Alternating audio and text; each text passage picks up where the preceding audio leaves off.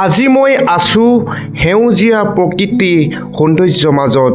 কি যে প্ৰকৃতি সৌন্দৰ্য মনোমোহা দৃশ্য আৰু চালে চাই থাকিব মন যায়। এই দৃশ্যটোৰ মাজত যেতিয়া থাকোঁ, যেতিয়া এই ঠাইডোখৰত থাকোঁ, ঘৰলৈ যাবলৈ মন নাযায়।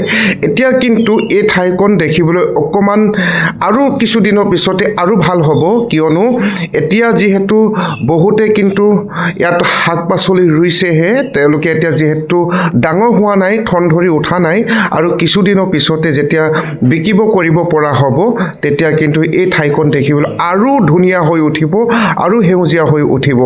আজি মই আপোনালোকক দেখাব আহিছোঁ এখন দলং।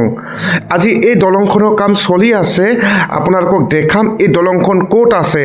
এই দলংখনে কিন্তু আমাৰ শিৱসাগৰ ডিব্ৰুগড় মানুহবিলাকৰ কাৰণে বহুত বেছি সুবিধা হ'ব, যাতায়াতৰ ক্ষেত্ৰত সুবিধা হ'ব, লগতে ব্যৱসায় বাণিজ্য কৰিবৰ কাৰণে বহুত বেছি সুবিধা হ'ব, আৰু মানে বহুতখিনি ৰাইজে উপকৃত হ'ব বুলি ভাবোঁ এই দলংখনৰ পৰা।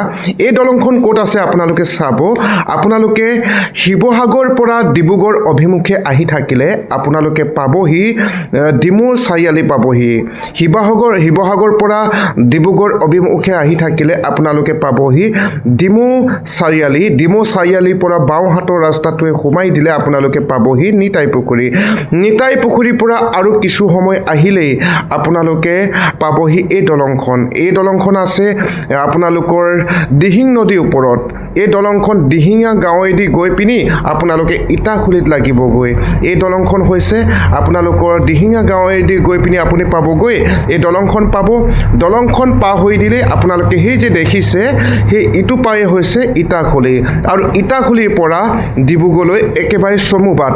গতিকে আমি ভাবোঁ এই দলংখনে আমাৰ ৰাইজক বহুত বেছি মানে সকাহ দিব, যাতায়াতৰ ক্ষেত্ৰত, লগতে আৰু ব্যৱসায় বাণিজ্য কৰিব পৰাকৈ বহুত বেছি উপকৃত হ'ব। আপোনালোকে চাব এই পৰিৱেশটো কি যে সুন্দৰ পৰিৱেশ। এই পৰিৱেশটো চাওকচোন কি সুন্দৰ। এইখন আছে দিহিং নদী। এই দিহিং নদী আপোনালোকে দেখিছে, কিন্তু এতিয়া কিন্তু দিহিং নদীৰ পানী কম দেখিছে। যেতিয়া দিহিং নদী বাঢ়ি আহিব, বাৰিষা সময় আহিব, দিহিং নদী কিন্তু ফেনে ফুটুকাই বহুত বেছি পানী হয় আৰু বহুত পানী বেছি হয়। আৰু কি হয়, আপোনালোকে কি কৰিব, এই যে জানুৱাৰী মাহত যেতিয়া বহুত মানুহে পিকনিক খাবলৈ ইয়ালৈ আহে, জানুৱাৰী মাহত যেতিয়া অজস্ৰ মানুহে কিন্তু এই ঠাইখন ভৰি থাকে, পিকনিক খাবলৈ আহে, মানে তেওঁলোকে এটা ভাল পৰিৱেশ পায়। আৰু এতিয়া মই আপোনালোকক দেখাই আছোঁ দলংখনৰ তলৰ ভাগটো দেখাইছোঁ। এই দলংখনৰ তলৰ ভাগটো চাওকচোন কি ধুনীয়া লাগিছে, আৰু এই তলতে বহুত মানুহে পিকনিক খাবলৈ আহে। কিন্তু এই প্লেচটো বহুত ডাঙৰ আছে, আপোনালোকক মই দেখাম পিছত।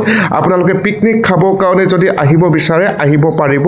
আপোনালোকে ডিমৌ চাৰিআলিৰ পৰা বাওঁহাতে ৰাস্তাটো সোমাই দিলে আপোনালোকে কি হ'ব, নিতাই পুখুৰী পাবহি। নিতাই পুখুৰীৰ পৰা আপুনি কিছু দূৰ আহিলেই আপোনালোকে দিহিঙীয়া গাঁৱৰ পৰা এই ঠাইখন লাগি আছে। গতিকে এইফালে হৈছে শিৱসাগৰ ডিষ্ট্ৰিক্ট, আৰু নদীখন পাৰ হৈ দিলে হ'ব ডিব্ৰুগড় ডিষ্ট্ৰিক্ট। আৰু এতিয়া ডিব্ৰুগড়লৈ একেবাৰে চমুবাট হ'ব, একেবাৰে চমুবাট হ'ব। যিসকল শিৱসাগৰবাসী আছে তেওঁলোকৰ কাৰণেও সুবিধা হ'ব, আৰু ডিব্ৰুগড় ডিষ্ট্ৰিক্টৰ যিসকল আছে তেওঁলোকে শিৱসাগৰ ডিষ্ট্ৰিক্টৰ লগৰ যদি ব্যৱসায় বাণিজ্য যদি কৰিব বিচাৰে, আগবঢ়াব যদি বিচাৰে, তেওঁলোকৰ সুবিধা হ'ব, বহুত বেছি সুবিধা হ'ব।